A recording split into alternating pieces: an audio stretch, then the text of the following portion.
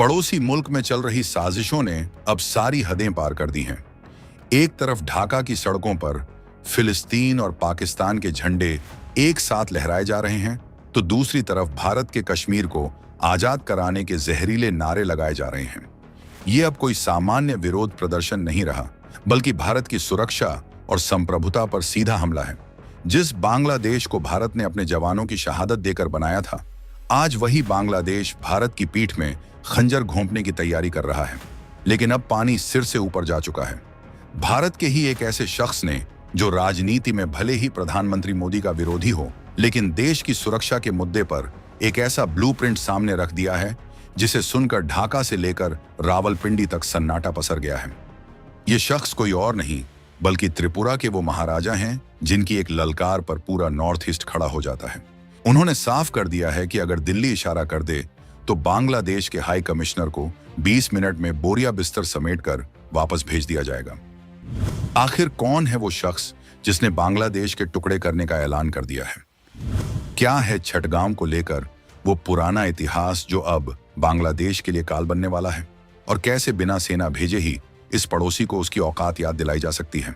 इन सारे सवालों के जवाब हम आपको इस वीडियो में आगे देने वाले हैं, तो दिल थाम कर बैठिए और कमेंट में जय हिंद लिखकर अपनी मौजूदगी जरूर दर्ज कराइए। सबसे पहले समझिए कि आखिर मामला इतना गर्म क्यों है और खतरा कितना बड़ा है। बांग्लादेश में कट्टरपंथियों के हौसले इतने बुलंद हो चुके हैं कि वो अब खुलेआम 7 सिस्टर्स यानी भारत के पूर्वोत्तर राज्यों पर कब्जा करने की धमकियां दे रहे हैं। सोशल मीडिया पर ऐसे वीडियोस की बाढ़ आ गई है जहां भीड़ दिल्ली चलो और कश्मीर बनेगा पाकिस्तान जैसे नारे लगा रही है। हमारे दूतावासों पर हमले की कोशिशें हो रही हैं। वहां तैनात भारतीय अधिकारियों की सुरक्षा खतरे में है। ये सब कुछ एक सोची समझी साजिश के तहत हो रहा है, जिसका मकसद भारत को 2 मोर्चों पर उलझाना है। एक तरफ पाकिस्तान और दूसरी तरफ उसका ये नया छोटा भाई बांग्लादेश। लेकिन इन जिहादी तत्वों को शायद अंदाजा नहीं है कि वो किससे पंगा ले रहे हैं। भारत के पास अब एक ऐसा सुझाव आया है जो अगर लागू हो गया तो बांग्लादेश का नक्शा ही बदल जाएगा। ये सुझाव देने वाले शख्स हैं प्रद्योत माणिक्य देव वर्मा। अगर आप नॉर्थ ईस्ट की राजनीति पर नजर रखते हैं तो आप इस नाम से वाकिफ होंगे। ये त्रिपुरा की टिपरा मोथा पार्टी के अध्यक्ष हैं और त्रिपुरा के शाही परिवार के वारिस हैं। इनके पिता किरीट विक्रम माणिक्य त्रिपुरा के शासक थे जब भारत आजाद हुआ था।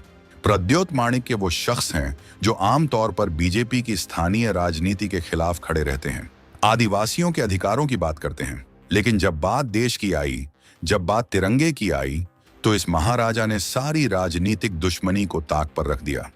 उन्होंने साफ कहा है कि यह वक्त आपस में लड़ने का नहीं है।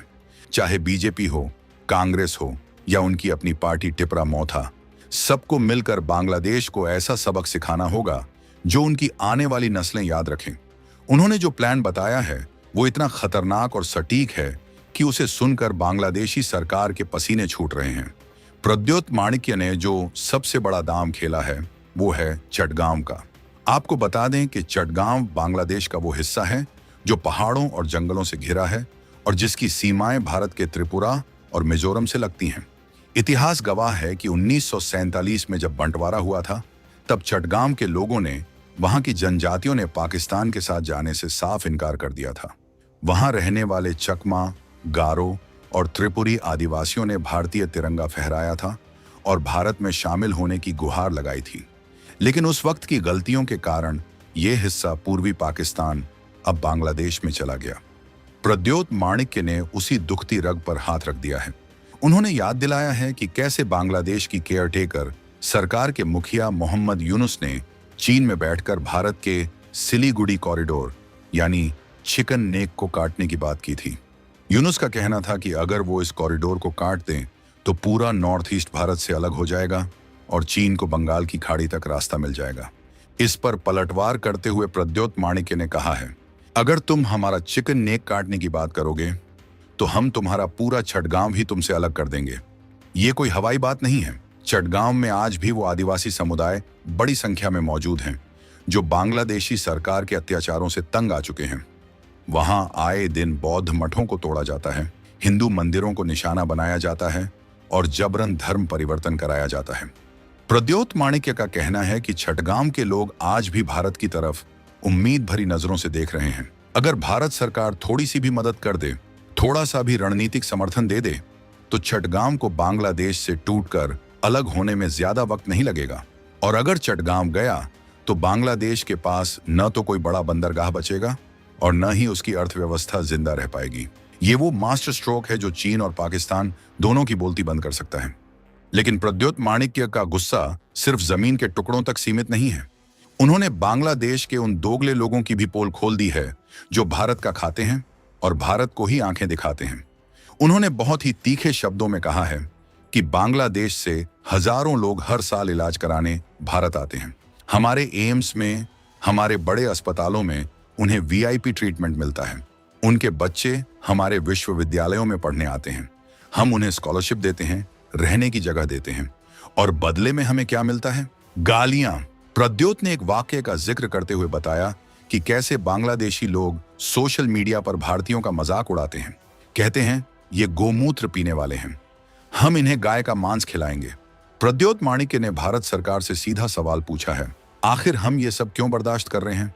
उनका सुझाव एकदम स्पष्ट है, वीजा बंद करो।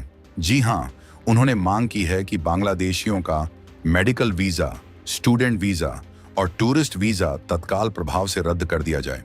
जिस दिन भारत ने अपने अस्पतालों और कॉलेजों के दरवाजे बंद कर दिए, उस दिन ढाका के इन अमीरों और नेताओं को समझ आ जाएगा कि उनकी हैसियत क्या है। ये लोग जो भारत को मिटाने के सपने देख रहे हैं, जब अपनी बीमारियों के इलाज के लिए तड़पेंगे और दुनिया का कोई देश उन्हें वो सस्ता और बेहतरीन इलाज नहीं देगा जो भारत देता है, तब उन्हें अपनी गलती का एहसास होगा। प्रद्योत का कहना है कि हम उन्हें अतिथि देवो भव मानकर सिर पर बैठाते हैं और वो हमारे ही घर में आग लगाने की बात करते हैं। अब वक्त आ गया है कि इस मेहमान नवाजी को खत्म करके उन्हें दुश्मन वाला ट्रीटमेंट दिया जाए। अब बात करते हैं उस अल्टीमेटम की जिसने बांग्लादेशी हाई कमीशन की नींद उड़ा दी है। अगरतला में बांग्लादेशी हाई कमीशन के बाहर जिस तरह की गतिविधियां हो रही थीं, उस पर प्रद्योत माणिक्य ने एक बहुत ही आक्रामक बयान दिया। उन्होंने कहा, मैं मीडिया के सामने बोल रहा हूं, अगर मुझे और मेरी पार्टी टिपरा मोथा को सिर्फ 1 घंटा, जी हाँ, सिर्फ 60 मिनट की छूट दे दी जाए तो मैं अगरतला में बैठे बांग्लादेशी हाई कमिश्नर को 20 मिनट के अंदर उसका बोरिया बिस्तर बंधवाकर वापस ढाका भेज दूंगा। ये बयान बताता है कि नॉर्थ ईस्ट के लोगों में अब कितना गुस्सा भर चुका है। वहां के लोग देख रहे हैं कि सीमा पार उनके भाइयों, चकमा, हाजोंग और बंगाली हिंदुओं के साथ क्या सलूक हो रहा है। ये गुस्सा अब ज्वालामुखी बनकर फटने को तैयार है। प्रद्योत माणिक्य ने साफ कर दिया है कि अगर भारत सरकार कूटनीतिक शिष्टाचार के चलते चुप है तो इसका मतलब ये नहीं कि जनता भी चुप रहेगी। इसके साथ ही उन्होंने भारत के उन बुद्धिजीवियों और नेताओं को भी आड़े हाथों लिया है जो शेख हसीना को वापस बांग्लादेश भेजने की वकालत कर रहे हैं। आपको पता होगा कि तख्ता पलट के बाद शेख हसीना ने भारत में शरण ली है। बांग्लादेश की मौजूदा कट्टरपंथी सरकार और वहां की भीड़ लगातार भारत से मांग कर रही है कि हसीना को उन्हें सौंप दिया जाए ताकि वो उनका वही हश्र कर सकें जो उन्होंने मुजीबुर रहमान की मूर्तियों का किया है। भारत में भी कुछ लोग कह रहे हैं कि अरे भाई, क्यों मुसीबत पाल रहे हो, दे दो उन्हें वापस। इस पर प्रद्योत माणिक्य ने एक बहुत ही शानदार तर्क दिया है। उन्होंने पूछा, तो क्या कल को हम दलाई लामा को भी चीन के हवाले कर दें, सिर्फ इसलिए कि चीन हमसे नाराज है? ये बात बहुत गहरी है। भारत का इतिहास रहा है कि जो भी हमारी शरण में आया, हमने उसकी रक्षा की, चाहे वो पारसी हों, तिब्बती हों या अब शेख हसीना। प्रद्योत का कहना है कि जो हमारा दोस्त है, जिसने अपने कार्यकाल में भारत के हितों की रक्षा की, उसे हम मौत के मुंह में कैसे धकेल सकते हैं? अगर भारत ने आज दबाव में आकर शेख हसीना को सौंपा तो दुनिया भर में संदेश जाएगा कि भारत अपने दोस्तों का साथ नहीं देता। फिर कल को कोई भी पड़ोसी नेता भारत के साथ खड़ा होने से डरेगा। ये सिर्फ एक व्यक्ति को बचाने की बात नहीं है, ये भारत की साख और विश्वसनीयता का सवाल है। जो लोग हसीना को वापस भेजने की बात कर रहे हैं, वो असल में भारत की विदेश नीति की रीढ़ तोड़ने की कोशिश कर रहे हैं। अब जरा समय की नजाकत को समझिए। प्रद्योत माणिक्य ने चेतावनी दी है कि अगले 2 महीने बहुत नाजुक हैं। 2 महीने बाद बांग्लादेश में चुनाव होने वाले हैं और जिस तरह के हालात हैं, ये तय माना जा रहा है कि जो भी नई सरकार आएगी वो पूरी तरह से पाकिस्तान और चीन की कठपुतली होगी। जमात-ए-इस्लामी जैसे कट्टरपंथी संगठन सत्ता पर काबिज होने की फिराक में हैं। अगर ऐसा हुआ तो त्रिपुरा, असम, मेघालय और मिजोरम, इन सभी राज्यों के लिए खतरा कई गुना बढ़ जाएगा। ये राज्य बांग्लादेश से 3 तरफ से घिरे हुए हैं। अगर ढाका में भारत विरोधी सरकार बैठती है तो नॉर्थ ईस्ट में उग्रवाद फिर से सिर उठा सकता है, हथियार और नशे की तस्करी बढ़ सकती है। इसलिए प्रद्युत माणिक्य कह रहे हैं कि हमारे पास इंतजार करने का वक्त नहीं है, हमें अभी एक्शन लेना होगा। चुनाव से पहले ही बांग्लादेश को यह संदेश देना होगा कि अगर तुमने रेड लाइन क्रॉस की तो उसका अंजाम बहुत बुरा होगा।